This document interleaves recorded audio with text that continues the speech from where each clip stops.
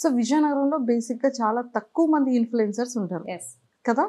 అందులో నాకు తెలిసి హైయెస్ట్ ఉన్న ఇన్ఫ్లుయెన్సర్ Yes. ఎంటైర్ విజయనగరానికి మీరు ఒక్కలే అవును కదా. అవును. సో ఎంత హార్డ్ వర్క్ చేశారు, ఎప్పటి నుండి స్టార్ట్ చేశారు, అసలు ఎలా చేయాలనిపించింది?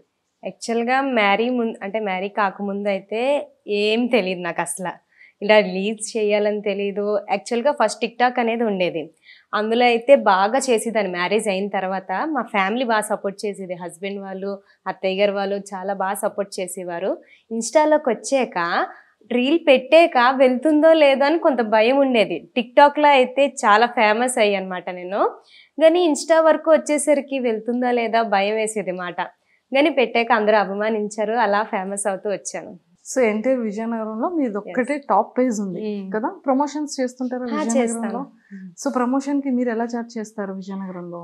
అంటే మన విజయనగరం అనేది పెద్ద సిటీ కాదు, అలాగని చిన్న పల్లెటూరు టైప్ అనేది కాదు. కొంత వాళ్ళ అమౌంట్ డెవలప్ బాగా అవుతుంది. వాళ్ళు ఇచ్చేదాన్ని బట్టి మనం డిపెండ్ అయ్యి ఛార్జ్ అనేది చేస్తాం. చాలా క్యూట్ గా చాలా తెలివిగా ఆన్సర్ ఇచ్చారు ఫిగర్ చెప్పకుండా. ఓకే.